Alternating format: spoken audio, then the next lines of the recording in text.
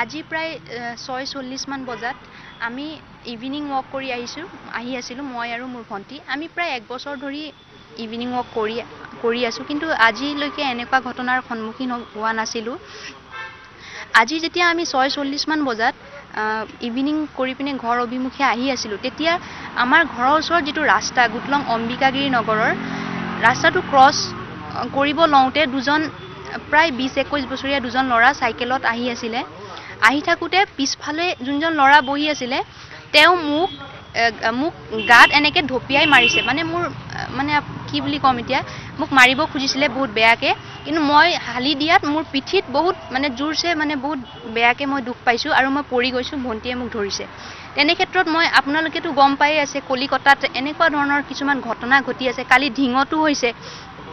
আমি সেইটোক লৈ আমি সুৰক্ষিত নহয়, তথাপিও ভয়ে ভয়ে ওলাইছোঁ। আমি কিমান দিন ঘৰত থাকিম, যিহেতু আমিও পঢ়া শুনা কৰিছোঁ, আমিও জব কৰিব লাগিব, আমিও আমাৰো ৰেছপনচিবিলিটি আছে। আমিতো সদায় এনেকৈ ঘৰত বহি থাকিব নোৱাৰোঁ।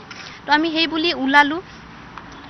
যেতিয়া তেওঁ এনেকৈ মোক ঘপিয়াওঁতে ভণ্টিয়ে মোক ধৰিলে, মই পৰি যাব ধৰিছোঁ। তেতিয়া মই উঠিলোঁ, কাৰণ এনেকুৱা ধৰণৰ ঘটনা হৈছে। আমি যদি মনে মনে থাকোঁ, আমাৰ লগত সদায় এনেকুৱা ঘটিব।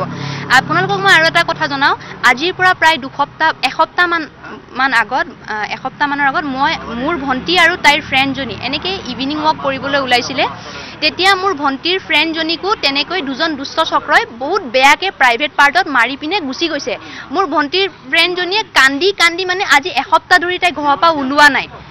তাই ভয়, চবেই মাত মাতিব নোৱাৰে। মোৰো বহুত ভয় লাগে, কিন্তু আজি মোৰ সাহস আহিছে, কাৰণ ইমানবিলাক ঘটনা ঘটি আছে। আমি সদায় এনেকৈ থাকিলে নহ'ব, আমি ওলাব লাগিব, মাত মাতিব লাগিব। যেতিয়া মোক ঘপিয়ালে, তেতিয়া মই দৌৰি গ'লোঁ।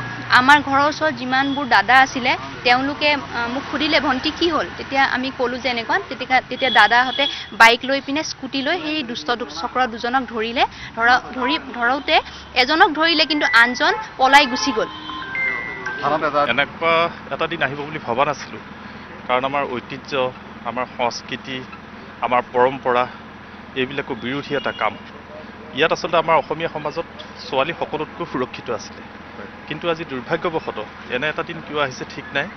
ইয়াৰ কাৰণে আমি সকলোৱে একগোট হৈ যুঁজ দিব লাগিব। বাহিৰৰ দেশত যিবোৰ শাস্তি আছে, তেনেকুৱা শাস্তি দিলেও একো ক'বলগীয়া একো নাই। কঠোৰ শাস্তি দিব লাগে, কোনো বেয়া নাপায়, ক'বলগীয়া কাৰো একো নাই। আৰু কোনোবাই যদি তাত মাত মাতে, তেতিয়াহ'লে তেওঁ আচলতে দোষী। খুবেই ভাল প্ৰশংসা কৰিব লাগিব যে এনেকুৱা শুনামতে ভৰিত গলিয়াইছে বুলি। কিন্তু এজনকে গুলিয়াইছে, ইজনকো তাৰমানে ভৰিতে হওক বা হেৰিয়ে হওক তেখেতক গুলিয়াব লাগে। আমাৰ এটাই কথা, ইয়াৰ উচিত তদন্ত হ'ব লাগে। ইয়াত কোনো ভৰিত গুলিওৱা বুলি কোনো সেনেকুৱা নহয়। এনেকুৱাত বাহিৰত ওলাই ইনকাউণ্টাৰ কৰিব লাগে, নতুবা ফাঁচীৰ ব্যৱস্থা কৰিব লাগে। নহ'লে কালিলৈ আকৌ যাব, গৈ বেল লৈ পেলাই ওলাই আহি আকৌ ধৰ্ষণ কৰিব। চলি আছে আমাৰ।